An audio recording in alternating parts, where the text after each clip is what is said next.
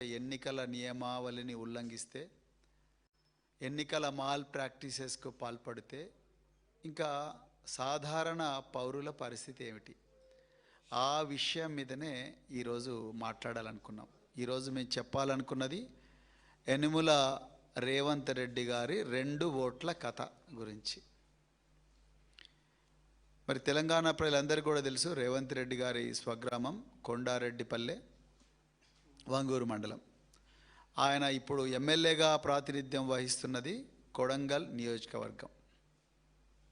మరి గత 2023 అసెంబ్లీ ఎన్నికల్లో రేవంత్ రెడ్డి గారు కుటుంబ సమేతంగా కొడంగల్ నియోజకవర్గం కేంద్రంలో ఓటేసిండ్రు.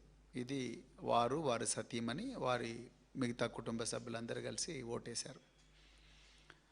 మరి ఎన్నికల చట్టం, రిప్రజెంటేషన్ ఆఫ్ పీపుల్స్ యాక్ట్, ప్రజా ప్రాతినిధ్య చట్టం 1950 ఏం చెప్తుందయ్యా అంటే, సెక్షన్ 17 ఏం చెప్తుందంటే, ఏ పౌరుడికి కూడా 1 కన్నా ఎక్కువగా నియోజకవర్గాల్లో ఓటు ఉండడానికి వీల్లేదు.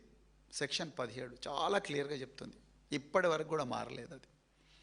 సెక్షన్ 18 ఏం చెప్తుందయ్యా అంటే, ఒకటే ఓటరు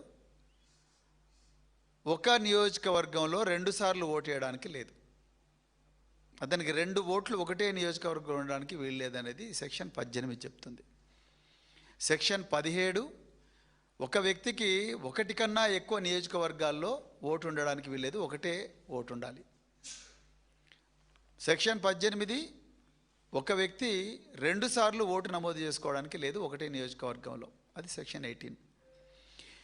ఈ సెక్షన్ 17 కానీ 18కు సంబంధించి ఎవరైనా తప్పుడు డిక్లరేషన్ ఇస్తే, అది ఫామ్ 6లో ఇస్తే, ఆ తప్పుడు డిక్లరేషన్ ఇచ్చిన వ్యక్తుల మీద సెక్షన్ 31 ప్రకారము కేసు నమోదు చేసి దర్యాప్తు చేపట్టాలి ఎన్నికల సంఘం. ఇది చట్టం చెప్తున్నది. సెక్షన్ 31 ప్రకారము ఆ కేసు రుజువవుతే, ఆ నేరం రుజువవుతే 1 సంవత్సరం పాటు జైలు శిక్ష లేదా ఫైను, లేకపోతే జైలు శిక్ష మరియు ఫైను. దేనికోసం? ఒక వ్యక్తి 1 కన్నా ఎక్కువగా నియోజకవర్గాల్లో ఓటు కలిగి ఉంటే. This is a non cognizable offence. ఇది చట్టం చెప్తున్న విషయం. ఇప్పుడు విషయం ఏంటయ్యా అంటే,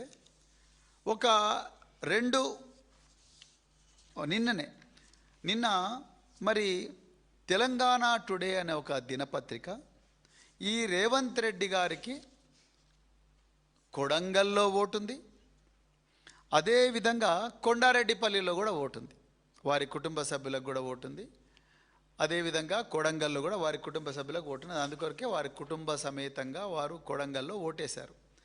మరి యనుమల రేవంత్ రెడ్డికి కొండారెడ్డిపల్లిలో కూడా ఓటున్నది. ఇది ఆయన ఎపిక్ నెంబర్ కూడా నేను చెప్తాను. ఒకటే ఎపిక్ నెంబర్ మీద 2 ఓట్లు ఉన్నాయి. TES 0274035. అదేవిధంగా కొడంగల్లో TES సేమ్ 0274035. కొడంగల్ ఇది. కొడంగల్లోనేమో 974 అనే సీరియల్ నెంబర్లో ఉన్నది. అదేవిధంగా కొండారెడ్డిపల్లిలోనేమో మరి 601 అనే సీరియల్ నెంబర్లో వారికి ఓటున్నది. మరి ఇది నేరమే కదా. సెక్షన్ 31 ప్రకారం మరి ఒక ముఖ్యమంత్రి హోదాలో ఉన్న వ్యక్తి ఎప్పుడైతే సెక్షన్ 17 ఒకటే వ్యక్తికి 2 చోట్ల ఓటు ఉండకూడదన్నది నేరమైనప్పుడు, మరి ముఖ్యమంత్రి అనే వ్యక్తి కూడా నేరస్తుడే అవుతాడు కదా. ఇప్పుడు ఇది ఎప్పుడైతే తెలంగాణ టుడే అనే దినపత్రిక బయటికి తీసుకొచ్చిందో, ఈ విధంగా ముఖ్యమంత్రి గారికి 2 ఓట్లు ఉన్నాయన్న విషయం తీసుకొచ్చిందో, వెంటనే ఒక సంస్థ రంగంలోకి దిగింది. ఇప్పుడే అసలు కథ స్టార్ట్ అవుతుంది. ఓన్లీ ముందరి భాగం చెప్పినా నేను, కర్టెన్ రైజర్. ఇప్పుడు అసలు విషయం స్టార్ట్ అవుతుంది. ఫ్యాక్ట్ చెక్ తెలంగాణ అనే ఒక ప్రభుత్వం నియమించిన ఒక సంస్థ, ఆ ఫ్యాక్ట్ చెక్ తెలంగాణ తన ట్విట్టర్ హ్యాండిల్లో వెంటనే ఏం చెప్పింది? ఇది జాగ్రత్తగా వినాలి. ఏం చెప్పింది? ఎలక్షన్ కమిషన్, ఎలక్టోరల్ కమిషన్ ఎక్కడ ఉంటుందో మనకు తెలియదు. Electoral commission has clarified that the appearance of chief minister Revanth Reddy's name in 2 electoral rolls with same epic number is an electoral anomaly that is being addressed through ongoing special intensive revision exercise. అసలు నాకు అర్థం కాని ఏంటంటే, ఈ election commission దాని representative తెలంగాణలో chief electoral officer Sudarshan Reddy అనే ఒక ఐఏఎస్ ఆఫీసర్. ఆర్టికల్ 324 ప్రకారం R representation of people's act ప్రకారము ఎలక్టోరల్ రోల్స్ అనేవి they are the custody of election commission of India. రాష్ట్ర ఎన్నికల ప్రధానాధికారి జాతీయ ఎన్నికల సంఘం యొక్క రిప్రజెంటేటివ్. మరి ఆయన ఇవ్వాల్సిన అఫీషియల్ స్టేట్మెంటు రేవంత్ రెడ్డి గారి ఆఫీస్ నుండి ఫ్యాక్ట్ చెక్ తెలంగాణ అనే ఒక ట్విట్టర్ హ్యాండిల్, అఫీషియల్ స్టేట్మెంట్ ఇచ్చింది. అవునండి 2 ఓట్లు ఉన్నాయి ముఖ్యమంత్రి గారికి అని చెప్పి చాలా క్లియర్గా ఇచ్చింది. అంతా ఆయన చాలా డీటెయిల్గా రాసిండు. Chief ministers family has informed the electoral authorities that they wish to retain the voter registration in Kodangal and have requested the deletion of the entry from the Kondareddy పల్లి ఎలక్టోరల్ రోల్ అని చెప్పినావు కదా, ఒప్పుకున్నావు 2 చోట్ల ఓటు ఉందని. మరి 2 చోట్ల ఓటు ఉన్నప్పుడు మరి ఈ స్టేట్మెంట్ మీద నిలబడాలి కదా. ఇది వచ్చిన గంటకే ఇది డిలీట్ చేసిండ్రు. నువ్వు నిజంగా మరి 2 ఓట్లు ఉన్నాయని చెప్పినప్పుడు ఇది డిలీట్ చేయాల్సిన అవసరం ఏమున్నది? ఇది నిజమే, ఇది నా దగ్గర కూడా ఉన్నది. ఇగో ఇది నిజమే, 2 చోట్ల ఇక్కడ ఉన్నాయి 2 క్లియర్గా. వారికి ఆ రోలు ఈ రోలు 2 నా దగ్గర ఉన్నది ఎవిడెన్స్. మరి ఎలక్షన్ కమిషన్ చెప్పాల్సిన విషయాన్ని, నిజానికి ఎలక్షన్ కమిషన్ దీని మీద స్పందించాలి, కానీ సుదర్శన్ రెడ్డి గారు స్పందించాలి, ప్రధాన ఎన్నికల అధికారి, that is chief electoral officer of Telangana. ఆయన స్పందించకుండా ఈ ఫ్యాక్ట్ చెక్ తెలంగాణ అనే ఒక సీఎం ఆఫీస్ నుంచి ఒక ట్విట్టర్ హ్యాండిల్ దీన్ని బయటికి తీసుకొచ్చింది. దీన్ని అఫీషియల్ స్టేట్మెంట్, అవునండి ఆయనకు 2 ఓట్లు ఉన్నాయి కానీ మేము ఒక దగ్గర తీసేసుకోవాలనుకుంటున్నాము, ఆయన ఫ్యామిలీ కూడా రిక్వెస్ట్ చేసింది అన్నారు. మరి ఆ మాట మీద ఉన్నోడు మళ్ళీ ఎందుకు డిలీట్ చేసినావు? ఈ విషయం మీద క్లారిటీ ఇవ్వాలి. నువ్వు కుల్లా దొరికినావు ఇప్పుడు చట్టానికి. సెక్షన్ 17, సెక్షన్ 18, ముఖ్యంగా సెక్షన్ 17 నువ్వు అక్కడ వయలేట్ చేసినావు కాబట్టి సెక్షన్ 31 ప్రకారము 1 సంవత్సరం జైలు శిక్ష పడుతుంది. నేరం రుజువైంది ఆల్రెడీ, ఇంకే ఉన్నది. అయితే ఎప్పుడైతే ఇది బయటికి వచ్చిందో అప్పుడు ఇక వెనుక నుంచి గేమ్ స్టార్ట్ చేసిండ్రు. అది ఒక నేరం, అది కూడా చెప్తే ఏం నేరమో. ఎప్పుడైతే ఇది బయటికి వచ్చి ఫ్యాక్ట్ చెక్, అవునండి ముఖ్యమంత్రి గారికి 2 చోట్ల ఓట్లు ఉన్నాయని చెప్పంగానే మళ్ళీ సాయంత్రం నాగర్ కర్నూలు జిల్లా కలెక్టర్ గారు ఒక ప్రెస్ నోట్ రిలీజ్ చేసిండ్రు. ఎందుకంటే ఆయన డిస్ట్రిక్ట్ ఎలక్షన్ ఆఫీసర్. అంటే ఎలక్షన్ కమిషన్ హైరార్కీ ఎట్లుంటుందంటే, ప్రధాన ఎన్నికల కమిషనర్ ఢిల్లీలో కూర్చుంటాడు, ఆయన ప్రతినిధి ఏమో చీఫ్ ఎలక్టోరల్ ఆఫీసర్ రాష్ట్ర ప్రధాన ఎన్నికల అధికారి సుదర్శన్ రెడ్డి బీఆర్కేఆర్ భవన్లో కూర్చుంటాడు. ఆయన రిప్రజెంటేటివ్ వచ్చేసి డిస్ట్రిక్ట్ కలెక్టర్, ఆయననే డిస్ట్రిక్ట్ ఎలక్షన్ ఆఫీసర్ అంటారు. ఆయనేమో జిల్లా కలెక్టర్ కార్యాలయంలో కూర్చుంటాడు. దాని తర్వాత ఎలక్టోరల్ రిజిస్ట్రేషన్ ఆఫీసర్ వచ్చేసి ఆర్డీఓ, ఆయన ఆర్డీఓ ఆఫీస్లో కూర్చుంటాడు. దాని తర్వాత ఏఈఆర్ఓ అంటే ఎంఆర్ఓ, దాని తర్వాత చివరిగా ఉండే ఆఫీసర్ ఎవరయ్యా అంటే బూత్ లెవెల్ ఆఫీసర్. మనం ఏం ఫామ్లు సబ్మిట్ చేయాలన్నా బూత్ లెవెల్ ఆఫీసర్కే చేయాలి. ఆయన లేకపోతే ఏఈఆర్ఓకో లేకపోతే ఈఆర్ఓకో చేయాలంటే ఆర్డీఓ లేకపోతే ఎంఆర్ఓకి చేయాలి. అయితే ఎప్పుడైతే ఈ ఫ్యాక్ట్ చెక్ తెలంగాణ అనే ముఖ్యమంత్రి గారి కార్యాలయంలో ఉండే సంస్థ ప్రధాన ఎన్నికల అధికారి తరపున వకాల్తా పుచ్చుకొని అవునయ్యా 2 ఓట్లు ఉన్నాయి అని చెప్పిండ్రు. దాని తర్వాత అమ్మో దొరికిపోయినవరా బాబు అని అనుకున్నారు. వెంటనే దాన్ని డిలీట్ చేసిండ్రు. డిలీట్ చేసి ఏం చేసిండ్రు, వీళ్ళు వెనక నుంచి జిల్లా కలెక్టర్కు ఆర్డర్ ఇచ్చిండ్రు, నువ్వు బరాబర్ ఆ ఓటు తీసేయాల్సిందే అని చెప్తే ఆయన ఏం చేసిండు, clarification regarding voter registration rumours in Achampet AC. There is no voter registration for Sri Anumala Revanth Reddy in Achanpet Assembly constituency or anywhere within Nagar Kurnool district అని చెప్పి 14th July 2026 నాడు ఇచ్చాడు. మరి మా దగ్గర ఇప్పటికి కూడా ఉందా మన దగ్గర? ఒకసారి అది ప్లే చేయండి. ఇప్పుడు మా దగ్గర ఉండే దాంట్లో ఇప్పటికి కూడా కొండారెడ్డిపల్లిలో ఆయనకు ఓటు ఉన్నది. వస్తుందా? ప్లే చేయి, చూడండి.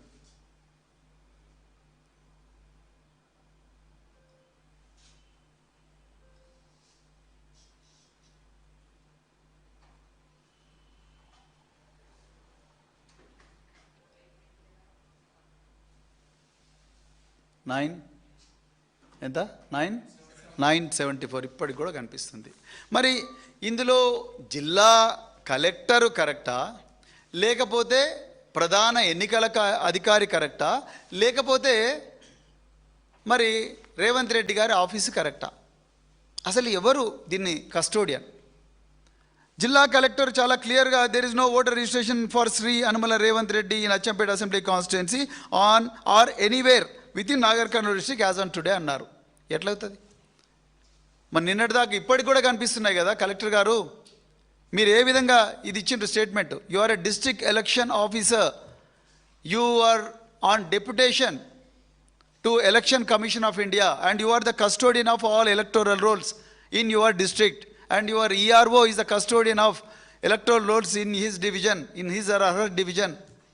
మరి మీరు ఎట్లా ఏ బేసిస్ మీద ఓటర్ రిజిస్ట్రేషన్ ఇచ్చిండ్రు? ఈయనకు లేదు అని, ఓటర్ లేదని.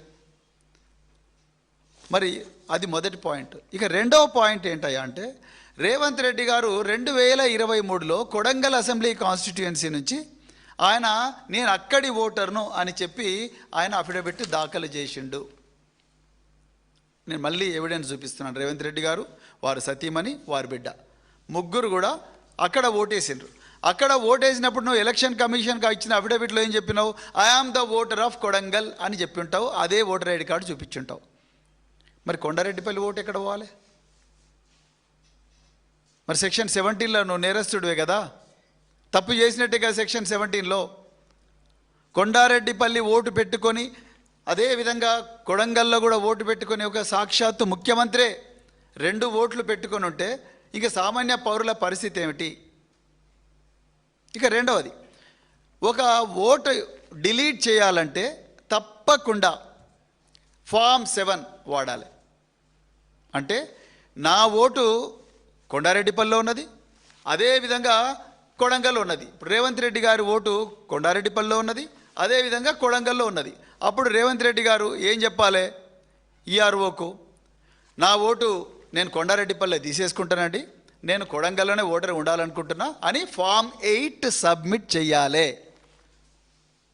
ఫామ్ 8 సబ్మిట్ చేసిన వెంటనే వారిని అడుగుతారు, మళ్ళీ ఒకసారి కన్ఫర్మ్ చేయండి, మీకు కొడంగల్ కావాలన్నా కొండారెడ్డిపల్లి కావాలన్నా? అప్పుడు ఆయన అంటే నాకు కొడంగలే కావాలంటాడు.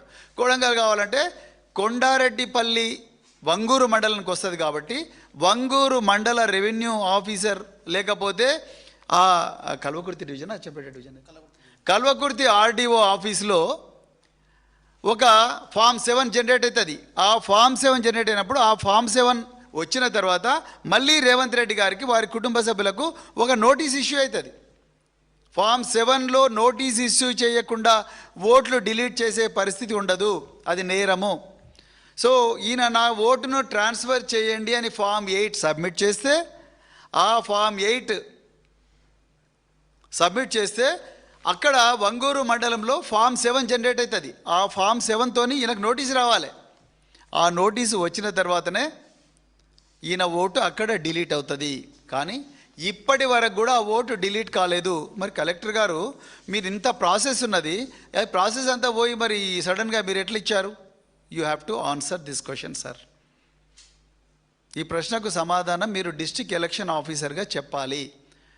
మీరు రాత్రికి రాత్రే ఇది చేసుంటే బిఎన్ఎస్ భారతీయ న్యాయ సంహిత ప్రకారము, రిప్రజెంటేషన్ ఆఫ్ పీపుల్స్ యాక్ట్ ప్రకారము మీరు విలువైన ఆధారాన్ని నాశనం చేసినట్టుగా మీరు కూడా నేరస్తులు అవుతారు. మీరవుతారు, మీ ఈఆర్ఓ అంటే మీ ఆర్డీఓ అవుతారు, మీ ఎంఆర్ఓ కూడా అవుతారు, మీ బిఎల్ఓ కూడా అవుతారు. ఇప్పుడు ఈయన ఫ్యాక్ట్ చెక్ లో ఏం చెప్తాడు ఈ ఫ్యాక్ట్ చెక్ తెలంగాణలో? మేము సర్ అనే కార్యక్రమంలో, పాపం మనకి ఎవరికి తెలియనట్టు చెవులలో పూలు పెడుతున్నాడు ఈ ఫ్యాక్ట్ చెక్. మేము సర్ అనే కార్యక్రమంలో దీన్ని మారుద్దామనుకున్నాము, అందుకొరకు మేము ఇన్ఫామ్ చేసినాము అంటున్నాడు. మరి సార్ లేనప్పుడు స్పెషల్ సమ్మరీ రివిజన్ ప్రతి సంవత్సరం చేస్తారు కదా ఎస్ఎస్ఆర్, అక్కడ దొరకలేదా Revanth Reddy? Special summary revision of electoral rolls ప్రతి సంవత్సరం చేస్తారు కదా. పంచాయతీ ఎలక్షన్ల ముందు చేస్తారు, మున్సిపల్ ఎలక్షన్ల ముందు చేస్తారు, పార్లమెంట్ ఎలక్షన్ల అప్పుడు కూడా చేస్తారు. అప్పుడు దొరకలేదా మరి రేవంత్ రెడ్డి గారు 2 ఓట్లు ఉన్నట్టు? మీరు తప్పకుండా ఈ ప్రశ్నలకు సమాధానాలు ఇవ్వాలి. సిఇఓ గారు సుదర్శన్ రెడ్డి గారు, అసలు ఈ తెలంగాణలో ఎలక్షన్ కమిషన్ నడుపుతున్నది రేవంత్ రెడ్డి గారా లేకపోతే జాతీయ ఎన్నికల కమిషనా? దీనికి మీరు ఆన్సర్ చెప్పాలి. మీరు చెప్పాల్సిన ఎక్స్ప్లెనేషన్ను ఆ ఫ్యాక్ట్ చెక్ కూడా ఎట్లా చెప్తాడండి సీఎం ఆఫీస్ నుంచి? వాళ్ళకి ఏం అధికారం ఉన్నది? అంటే వాళ్ళు ఎట్లా చెప్తే మీరు అట్లా నడుస్తున్నారా అని మేము అనుకుంటున్నాం. నిజంగా అదే జరుగుతున్నది ఇప్పుడు. మీ తరపున వాళ్ళు ఎట్లా వకాలు తబ్బుచ్చుకుంటారు? మీరు వెంటనే మరి కేసు పెట్టాలి కదా సెక్షన్ 17 కింద. సుదర్శన్ రెడ్డి గారు మీరే సెక్షన్ 17 కింద, మీరు సెక్షన్ 31 కింద కేసు పెట్టి వెంటనే దీన్ని దర్యాప్తు ప్రారంభించాలి కదా. మీరు ప్రారంభించడం లేదు. ఇక ఇక్కడ కట్ చేస్తే ప్రకాష్ రాజ్ అని ఒక ఫేమస్ సినిమా యాక్టర్ ఉన్నాడు.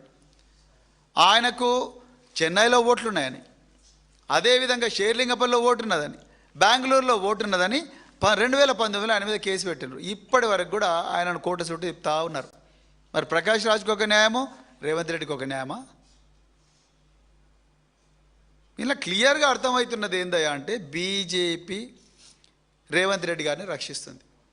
రేవంత్ రెడ్డి గారు బీజేపీకి ఏం కావాలంటే అది చేస్తున్నాడు. దీంట్లో ఎలక్షన్ కమిషన్ దీనికి వేదిక అయింది. నిజంగా ఈ కేసులో ఫస్ట్ యాక్షన్ తీసుకోవాల్సింది chief electoral officer Sudarshan Reddy గారు. వెంటనే పోలీస్ కేసు రిజిస్టర్ చేసి వెంటనే డిఓ దగ్గర నుంచి ఆ వివరాలను తెప్పించుకొని, ఎంఆర్ఓ దగ్గర నుంచి వివరాలను తెప్పించుకొని వెంటనే కేసు రిజిస్టర్ చేయాలి. చేసిన తర్వాత ఫాల్స్ అఫిడవిట్ సబ్మిట్ చేసినందుకు 2023లో కొడంగల్లో, నాకు కొడంగల్లోనే ఓటు ఉందని ఫాల్స్ అఫిడవిట్ సబ్మిట్ చేసినందుకు రేవంత్ రెడ్డి గారి ఎలక్షన్ను రద్దు చేయాలి. కొడంగల్ ఎమ్మెల్యే కానీ చీఫ్ ఎలక్టోరల్ ఆఫీసర్ సోమోటుగా యాక్షన్ చేయాల్సి ఉండే, ఆయన చేయలేదు. ఇప్పుడు కూడా చేయాలి మీరు. మేము తప్పకుండా ఎలక్షన్ కమిషన్ను కోరుతాం. రేవంత్ రెడ్డి గారి కొడంగల్ ఎన్నికలను రద్దు చేయాలి. ఎందుకంటే ఆయన తప్పుడు అఫిడవిట్ ఇచ్చిండే, giving a false declaration to the competent authority, that is none other then Election commission of India, represented by its returning officer, Kodambal Assembly Constituency, is a crime. False declaration, నాకు ఒకటే vote ఉంది అని చెప్పడం కూడా క్రైమే. ఇప్పుడు మీరు రాత్రికి రాత్రి 14వ తారీఖు నాడు రాత్రి వెనక నుంచి పోయి దొడ్డిదారిన ఈ రికార్డ్స్ అన్ని కూడా మార్చేసి వారికి ఇక్కడ ఓటు లేదండి అని చెప్పి మీరు తప్పించుకో చూస్తే ఇక్కడ ఎవరిని వదలరు. మీరు దొరికిన అడ్డంగా. తెలంగాణ ప్రజలందరూ కూడా గుర్తించాలి. ఇది తెలంగాణ పిల్లల దురదృష్టం ఏంటంటే కాంగ్రెస్ వాళ్ళు అధికారంలో రావడం. ఇలా ప్రాబ్లం ఏందయ్యా అంటే అన్నీ కూడా వెనుక సాఫ్ట్వేర్ నుంచే ఈ నేరాలన్నీ జరుగుతున్నాయి. మొన్ననే ఇదే వేదికగా మేము చెప్పినాం. పొంగులేటి శ్రీనివాసరెడ్డి గారు మంత్రిగా ఉన్న రెవెన్యూ శాఖలో కూడా భూభారతి సాఫ్ట్వేర్లో వెనుక నుంచి ఎంటర్ అయ్యి 9800 రికార్డులను పూర్తిగా మార్చేసిండ్రు. ఇంకొక పత్రిక 22,000 రికార్డులు అని చెప్పింది. 9,800 రికార్డులు మార్చి 10,000 కోట్ల కుంభకోణానికి బహిరంగంగా పాల్పడ్డారు. ఎంఆర్ఓలు అంటున్నారు నేను చేయలేదంటున్నారు, ఆర్డీఓలు అంటున్నారు నేను చేయలేదంటున్నారు.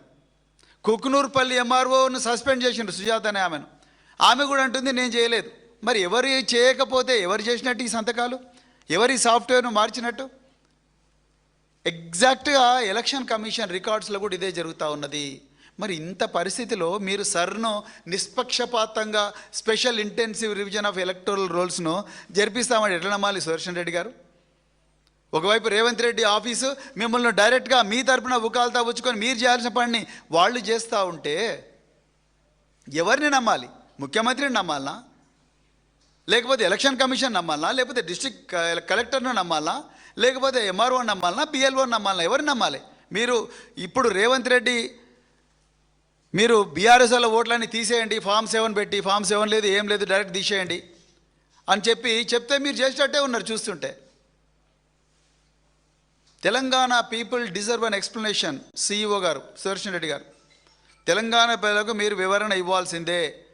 2023 వరకు కూడా రేవంత్ రెడ్డి గారి ఓట్లు కొడంగల్లో ఉన్నాయి, కొండారెడ్డిపల్లిలో ఉన్నాయి. ఇది నేరం. సెక్షన్ 17 నేరం అని చెప్తుంది. సెక్షన్ 31 ప్రకారం 1 సంవత్సరం జైలు శిక్ష పడుతుంది. అదేవిధంగా భారత రాష్ట్ర సమితి తప్పకుండా ఈ విషయాన్ని ఎలక్షన్ కమిషన్ దృష్టికి తీసుకెళ్తుంది. తప్పకుండా రేవంత్ రెడ్డి గారి కొడంగల్ ఎన్నికను రద్దు చేయాలి. ఎందుకంటే ఆయన ఫాల్స్ అఫిడవిట్ ఇచ్చారు. కొడంగల్లో మాత్రమే ఓటుందని ఇచ్చారు, కానీ వారి కుటుంబ సభ్యులు పక్కా పెడదాము, వారికి మాత్రం కొండారెడ్డిపల్లిలో కూడా నిన్న రాత్రి వరకు కూడా ఓటున్నది. ఇంకొక విడ్డూరమైన విషయం ఏంటంటే, జిల్లా కలెక్టర్ గారు మరి there is no vote to Revanth Reddy అని అన్నారు కదా. ఆయన అనడమే కాకుండా నేను మీడియాను బెదిరిస్తున్నాడు. ఆయన మీరు తప్పుడు వార్తలు ప్రచురిస్తే మీ మీద యాక్షన్ తీసుకుంటా అని మీడియాను బెదిరిస్తున్నారు. తప్పు చేసిండ్రు, మళ్ళీ ఉల్టా మీడియాను బెదిరిస్తున్నారు. అంటే ఈ కాంగ్రెస్ ప్రభుత్వంలో నిజం మాట్లాడడం నేరం, నిజం కనుక్కోవడం నేరం, నిజాన్ని ప్రజల ముందర పెట్టడం నేరం, అన్నీ నేరాలే. ఎందుకంటే నేర చరిత్ర ఉన్న వ్యక్తి ఇలా హోంశాఖ మంత్రి అయ్యారు. అందువల్లనే ఈ సమస్యలన్నీ కూడా వస్తూ ఉన్నాయి. అందుకొరకు మేము తప్పకుండా తెలంగాణ ప్రజలు, అంటే ఎందుకు ఈ విషయాన్ని ప్రజల దృష్టికి తీసుకొస్తున్నామంటే, ప్రకాష్ రాజ్కి ఒక న్యాయం, రేవంత్ రెడ్డికి ఒక న్యాయం ఉండకూడదు. సామాన్య పౌరులకు ఒక న్యాయం, ఇంకొక న్యాయం రేవంత్ రెడ్డికి ఉండకూడదు. మీనాక్షి నటరాజన్కి ఒక న్యాయం, రేవంత్ రెడ్డికి ఇంకో న్యాయం ఉండకూడదు. మీనాక్షి నటరాజన్ చేసిన పాపం ఏంది? ఆమె తన అఫిడవిట్లో నా మీద నోటీసు వచ్చింది, లీగల్ నోటీస్ వచ్చింది అన్న విషయం చెప్పలేదు. చెప్పకపోతే ఆమెను రిటర్నింగ్ ఆఫీసర్ ఆమె రద్దు చేసిండ్రు. మరి రేవంత్ రెడ్డి గారి ఎలక్షన్ రద్దు చేయాలిగా. చీఫ్ ఎలక్టరల్ ఆఫీసర్ వెంటనే నువ్వు కేసు పెట్టాలిగా లోకల్ పోలీస్ స్టేషన్లో, లేకపోతే కోర్టుకు అప్పచెప్పాలిగా, లేకపోతే రేవంత్ రెడ్డి గారికి నోటీస్ ఇవ్వాలిగా, లేకపోతే రేవంత్ రెడ్డి గారు మీరు రిక్వెస్ట్ చేసిండ్రుగా ఈఆర్ఓను, ఆ ఈఆర్ఓ పేపర్లు ఇవ్వండి, ఎప్పుడు రిక్వెస్ట్ చేసిండ్రు అడగాలిగా, మీ అఫిడవిట్ ఎట్లా ఎందుకుందని అడగాలి కదా. ఇవన్నీ అడగలేదంటే మీరు తప్పకుండా బీజేపీ, జాతీయ ఎన్నికల సంఘము, కాంగ్రెస్ పార్టీ, రేవంత్ రెడ్డి, సుదర్శన్ రెడ్డి మీరందరూ ఒకటైనరు. ఈ రాష్ట్రంలో ఎన్నికల ప్రక్రియను మళ్ళేదో చేయబోతున్నారు. తప్పకుండా మాకు విశ్వాసం అనేది రోజు రోజుకు సన్నగిలుతూ ఉన్నది. ఈ ఎన్నికల ప్రక్రియ మీద దీని మీద పూర్తి స్థాయి వివరణ ఇవ్వాలి. అదేవిధంగా ఈ విషయాన్ని మేము జాతీయ ఎన్నికల సంఘం కూడా తీసుకుపోతాం. రేవంత్ రెడ్డి గారి కొడంగల్ ఎన్నికను రద్దు చేయమని చెప్పేసి కూడా మేము డిమాండ్ చేస్తూ ఉన్నాం. అదేవిధంగా ఈ రాష్ట్రంలో ఎన్నికల సంఘాన్ని నడిపిస్తున్నది మరి రేవంత్ రెడ్డి ప్రభుత్వమా, లేకపోతే జాతీయ ఎన్నికల సంఘం అనే విషయం కూడా మరి వివరణ ఇవ్వాల్సిందిగా కోరుకుంటూ, మరి ఇంత విలువైన సమాచారాన్ని ప్రజలకు అందించే ప్రయత్నం చేస్తున్న మీడియా మిత్రులందరికీ కూడా మరొకసారి హృదయపూర్వక ధన్యవాదాలు చెప్తూ, జై తెలంగాణ, జై కేసీఆర్.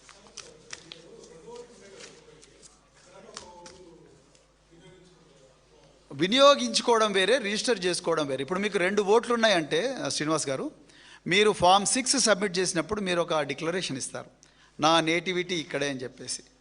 మీరు మీ డేట్ ఆఫ్ బర్త్, జనన ధృవీకరణ పత్రము, నీ రెసిడెన్సీ, అవి 2 కంపల్సరీ ఇస్తేనే ఫామ్ 6 అనేది యాక్సెప్ట్ అవుతుంది.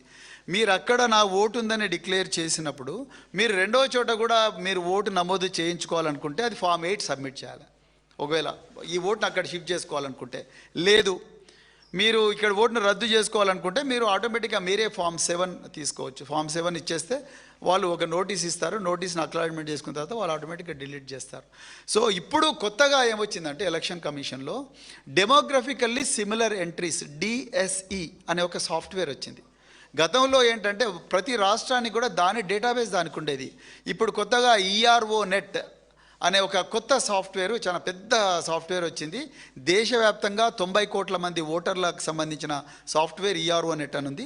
ఈఆర్ఓ నెట్లో ఇప్పుడు కొత్తగా డెమోగ్రఫికల్లీ సిమిలర్ ఎంట్రీస్, అంటే ఒకటే ఓటర్, ఒకటే పేరున్న వ్యక్తి, ఒకటే ఎపిక్ ఐడి ఉన్న వ్యక్తి 2 నియోజకవర్గాల్లో కనిపిస్తుంటే ఆటోమేటిక్గా మీకు బిఎల్ఓలకు మెసేజ్ పోతుంది. ఆ బిఎల్ఓలు ఇమీడియట్గా వచ్చి ఓటర్ని అడుగుతారు. ఇప్పుడు వచ్చింది అది, లేటెస్ట్గా సర్లో వచ్చింది. కానీ ఇంతకుముందు ఇది లేదు. ఓటరే తను సిన్సియర్గా ఎన్నికల సంఘానికి చెప్పాలి, నాకు ఒక 2 చోట్ల ఉందండి ఓటు, నేను ఒక దగ్గర నుంచి ఒక దగ్గర షిఫ్ట్ చేసుకోవాలనుకుంటున్నా, నా కొండారెడ్డిపల్లి ఓటును నేను డిలీట్ చేసుకోవాలనుకుంటున్నా అని చెప్పేసి ఆయన ఫామ్ 8 సబ్మిట్ చేస్తే ఆటోమేటిక్గా ఇక్కడ కొడంగల్లో ఓకే అవుతుంది, కొండారెడ్డిపల్లిలో ఫామ్ 7 జనరేట్ అయ్యి ఫామ్ 7తో నాకు నోటీస్ ఇచ్చి క్లోజ్ చేస్తారు. ఇప్పుడు మేము అడుగుతున్నది ఏంటంటే, రేవంత్ రెడ్డి గారు ఈ ఫామ్ సబ్మిట్ చేశారా? ఫామ్ 8 చూపించండి, 8 నాట్ సబ్మిట్ చేశారు. అదేవిధంగా ఫామ్ 7 జనరేట్ అయిందా? దాని మీద ఎవరు సంతకాలు పెట్టారు? అదేవిధంగా రేవంత్ రెడ్డి గారికి నోటీస్ వచ్చిందా? నోటీస్ వస్తే రేవంత్ రెడ్డి గారే చూపించాలి, నాకు నోటీస్ వచ్చింది, నేను ఓకే అన్నాను, అందుకొరకే నాది కొడంగల్కి షిఫ్ట్ అయిందని. ఎందుకంటే ఆయన ఇక్కడ ఓటేశారు కొడంగల్లో.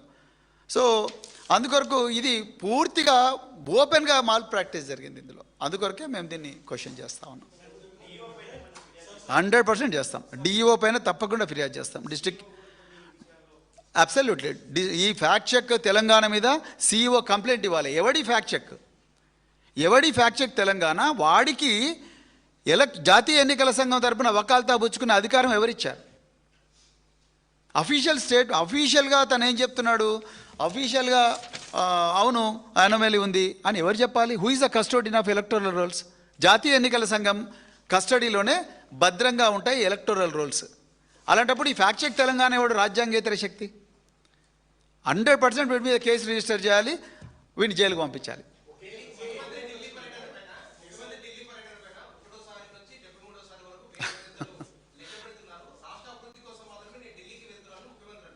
అదే ఎయిర్లైన్స్ అందరు అంటున్నారు, మేము ఈ భారం పోయలేకపోతున్నాము, మీరే ఒక రేవంత్ ఎయిర్లైన్స్ లేకపోతే మూటలా ఎయిర్లైన్స్ అని ఒక ఎయిర్లైన్స్ పెట్టుకోండి అని చెప్పి రిక్వెస్ట్ చేస్తున్నారు. మూటలా ఎయిర్లైన్స్ ఆఫ్ తెలంగాణ అని. 100% అండి, అదే చెప్తున్నా. డిక్లరేషన్ ఆయన under oath election affidavit submit చేసినప్పుడు రిటర్నింగ్ ఆఫీసర్ ముందర ఓత్ తీసుకోవాలి బ్రదర్. నేను రేవంత్ రెడ్డి అనే నేను ఈ విధంగా నా ఓటర్ ఐడి నా విధంగా ఉందని ఓత్ తీసుకొని డిక్లరేషన్ ఇవ్వాలి. బట్ ఆ రోజే మీరు సెక్షన్ 17 రిప్రజెంటేషన్ ఆఫ్ పీపుల్స్ యాక్ట్ను వయలేట్ చేశారు. సెక్షన్ 31 ఏం చెప్తుందంటే నువ్వు నేరస్తుడివి. సెక్షన్ 17లో నువ్వు 2 ఓట్లు 2 కాన్స్టిట్యుయెన్సీలో ఒకడే ఓటర్కుంటే నువ్వు సెక్షన్ 31లో నువ్వు నేరస్తుడివి, 1 ఇయర్ జైలు శిక్ష పడుతుంది. రేవంత్ రెడ్డి గారు దీనికి రెడీగా ఉండాలి ఈ దర్యాప్తుకు. Yes sir, yes.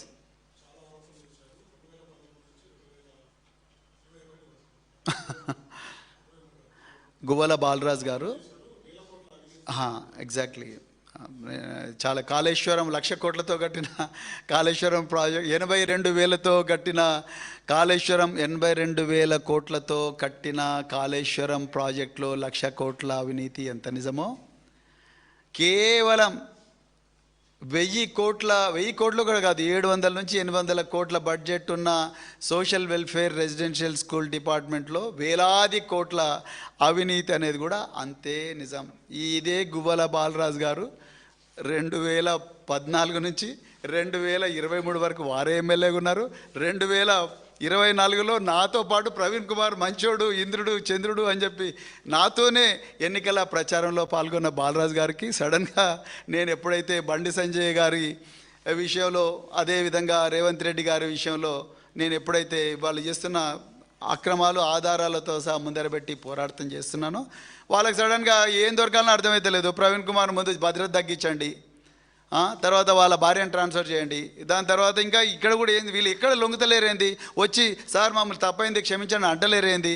అందుకొరకు ఇంకో చెప్పి లాస్ట్కు రేవంత్ రెడ్డి, బండి సంజయ్, గువ్వల బాలరాజు ముగ్గురు ఒక దగ్గర కూర్చొని ఇంకొక కంప్లైంట్ చేసిండ్రు. నేను ఓపెన్గా చెప్తున్నా శ్రీని గారు, అయ్యా మీ దగ్గర ఇంటెలిజెన్స్ ఉన్నది, మీ దగ్గర 1,00,000 మంది పోలీసు వాళ్ళు ఉన్నారు, మీ దగ్గర సిఐడి ఉన్నది, మీ దగ్గర ఇంకా అత్యాధునిక ఏమైనా ఫోరెన్సిక్ ల్యాబొరేటరీస్ ఉన్నాయి, అందరినీ తీసుకుపోయి దామోదరం సంజీవయ్య సంక్షేమ భవనం మాసెప్ ట్యాంకులు ఉంటుంది, అడ్రస్ తెలియకపోతే నేను చెప్తా, వాళ్ళు లోపల రానిపోతే నేనే తీసుకపోతాను మిమ్మల్ని, అక్కడ కూర్చోండి. 1 సంవత్సరం కాదు 2028 వరకు కూర్చోండి, రాత్రింబవళ్ళు కూర్చోండి, మీకు అర్థం కాకపోతే నేనే చదివి వినిపిస్తా, అవన్నీ చదవండి. నేను నేరం చేసి ఉంటే నన్ను క్రిమినల్ కేసు పెట్టి జైలు పంపించండి, నేనే ఓపెన్ చెప్తున్నా. 2023 డిసెంబర్ 7వ తారీఖు నాడు పదవి స్వీకార ప్రమాణం చేసిన గౌరవ ముఖ్యమంత్రి గారు, ఆయన సంక్షేమ శాఖ మంత్రిగా 18 నెలలు ఆయనే ఉన్నారు రేవంత్ రెడ్డి గారు. మరి అప్పుడు కనిపించింది సడన్గా ఇవాళ గువ్వల బాలరాజుకు సడన్గా ఒక కంప్లైంట్ ఎందుకు రాసిస్తున్నాడు రేవంత్ రెడ్డి? ఎవరికి తెలియదు ఈ గేము. వాళ్ళకి చేతనైతే లేదు, వాళ్ళకు వశపడతలేదు. ఇక్కడ మాకు రోజుకో కుంభకోణాలు దొరుకుతున్నాయి. ఒకరోజు పొంగులేటి, ఒకరోజు రేవంత్ రెడ్డి, ఒకరోజు గురుకుల కుంభకోణం, రోజుకో కుంభకోణాలు దొరుకుతూ ఉన్నాయి. సో అందుకొరకు వాళ్ళకి ఏం చేయాలని అర్థమవుతలేదు. ఇట్లా కాదని చెప్పి వీళ్ళని భయపెట్టియాలని చూస్తున్నాయి. ఎంతమంది భయపెట్టిస్తారా అండి? ఎన్ని రోజులు భయపెట్టిస్తారు? భయపెట్టించిన వాళ్ళందరూ నియంతలు ఏమైనారు చరిత్రలో? అట్లనే అవుతారు వీళ్ళు కూడా. ఎవరికి తెలియదు ఈ గేమ్. రేవంత్ రెడ్డి, గోల బాలరాజు, బండి సంజయ్ అందరు కూర్చొని చేస్తున్నారు నాటకాలు.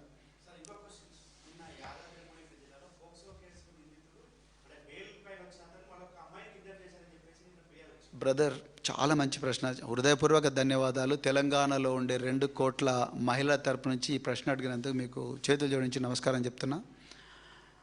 నిజంగా అసలు ఆ మహిళలకు కాపాడుకునే నాదుడు ఉన్నాడా అని అనిపిస్తుంది నాకు. షాబాద్లో మే 16వ తారీఖు నాడు ఆ అమ్మాయి తల్లి పోయి కంప్లైంట్ చేస్తుందండి. అక్యూజ్డ్ ఎవడో చెప్తుంది, మొత్తం గ్రాఫికల్గా ఏమేమి చేసింది అంతా చెప్తుంది. చెప్తే అసలు అతన్ని యాంటిసిపేటరీ బెయిల్ తీసుకునేదాకా కూడా అతన్ని అరెస్ట్ చేయలేదండి. నేను ఆ యాంటిసిపేటరీ బెయిల్ ఇచ్చిన judge, court sessions judge, POCSO cases LB Nagar judge, వారు ఇచ్చిన ఆర్డర్ చూశాను, గౌరవ న్యాయమూర్తి ఇచ్చిన ఆర్డర్ చూసా.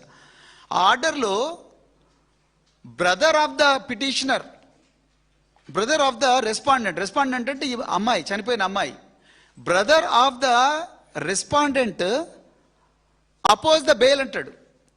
అసలు ఆ అమ్మాయికి బ్రదరే లేడండి. ఆ అమ్మాయికి అన్ననే లేడు. ఆ అమ్మాయికి ఒక్కతే చెల్లెలు ఉంది, అక్క ఉంది. ఆ అమ్మాయికి అన్న లేడు. ఆ అన్న పోయి ఎట్లా బెయిల్ అపోజ్ చేస్తాడు? Point number 1.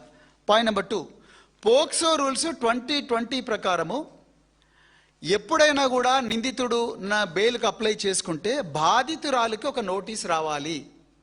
బాధితురాల్ని మెజిస్ట్రేట్ గారు, జడ్జి గారు పిలిచే విధంగా పీపీ చర్యలు తీసుకోవాలి. ఒకసారి మ్యాటర్ కోర్టుకు పోయిందంటే అది పీపీ గేమ్. పోలీసు వెళ్ళినంత వరకే ఎస్ఐ గేమ్. కోర్టుకు పోయిందంటే పీపీ గేమ్. పీపీ ఏం చేయాల్సి ఉండే? చూడయ్యా సిఐ గారు, ఎస్ఐ గారు, మీ దగ్గర పోక్సో కేసు అయింది, ఆ నిందితుడు 55 రోజుల నుంచి దొరకడం లేదు. వాళ్ళ అడ్వకేట్ అంటున్నాడు, ఈయన పాపం మీ లార్డ్షిప్ ఇతను అమాయకుడు అనేక కేసు పెట్టినరు అని అంటున్నారు. మీరేమంటారంటే పీపీ ఏమనాల్సి ఉండే? పీపీ ఏమనాల్సి ఉండే అంటే, మీ లార్డ్షిప్ నాకు ఇంకా కొంచెం సమయం ఇవ్వండి, పోక్సో రూల్స్ ప్రకారము నేను బాధితురాలికి ఇన్ఫార్మ్ చేయాలి, ఆమెని తీసుకొచ్చి మేము ముందర పెడతాను, ఆమె తల్లిని తీసుకొచ్చి ముందర పెడతాను, వీడికి బెయిల్ ఇస్తే ఆమెకు సురక్షితంగా ఉంటుందా ఉండదని ఆమెను అడగండి మీ లార్డ్షిప్ అని అడగాల్సి ఉండే. ఈయన అదేం చేయలే. నామకే వాస్తే వాళ్ళ బ్రదర్ వచ్చిందంట, ఆ బ్రదర్ వచ్చి అపోజ్ చేసిండంట. ఎవరండి ఆమె బ్రదరు? ఆమెకు బ్రదరే లేకపోతే అంటే కోర్టులను కూడా తప్పుదో పట్టిస్తారా? రెండోది, టైం ఎందుకు తీసుకోలేదు? వెంటనే సిఐని, ఎస్ఐని ఎందుకు పిలవలేదు పీపీ గారు? ఇక చివరికి తవ్వుతే ఏమర్థమైందా అంటే ఆ పీపీ ఎవరో కాదు, Congress legal cell president, Congress legal cell vice president Bhikshapathi Goud. ఇక కాంగ్రెస్ నాయకుల చేతికి పీపీలో పోస్టులు ఇచ్చి వాళ్ళను, ఈ అమ్మాయిలను రక్షించమంటే ఏడికలు రక్షిస్తారంటే నాకు అర్థం కాదు. మేడ్చల్ మల్కాజ్గిరి కోర్టులో కూడా అంతే. ఆయనకు సీక్రెట్గా ఇంటర్వ్యూ బెయిలిస్తారు. ఈ అమ్మాయికి చెప్పాలిగా, కనీసం వాళ్ళ తల్లికి చెప్పాలి కదా. వాళ్ళ తల్లికి చెప్పరు, ఆ అమ్మాయికి చెప్పరు. వెంటనే బెయిల్ ఇస్తారు, ఆయన వస్తాడు, ఇంట్లో కూర్చుంటాడు, ఎగ్జామ్ రాస్తాడు, మళ్ళీ వెళ్ళిపోతాడు. నిజానికి చెప్తున్నాండి, హైకోర్టులో కూడా వీళ్ళు ఒక ప్రైవేట్ లాయర్ను పెట్టుకోకపోయి ఉండుంటే ఈ కేసు ఎప్పుడో వీగిపోయేది. ఇప్పటికి కూడా ఆమె ఏడుస్తూ ఉన్నది బాధితురాలు. సార్, నేను ఎఫ్ఐఆర్లో కేంద్ర మంత్రి నన్ను బెదిరించిండని చెప్పిన, ఎఫ్ఐఆర్లో సంగప్ప అనే వ్యక్తి మధ్యవర్తిత్వం చేసినని చెప్పిన, మరి వీళ్ళని నోటీసులు పిలిపించి అడగాలి కదా సార్, ఎందుకు అడుగుతలేరని అడుగుతా ఉంది. మరి ఇదే అడగాల్సిన ప్రశ్నలు ఎవరు? పీపీ అడగాలి కదా. మరి పీపీలే చేతులు ఎత్తేస్తే ఎట్లా?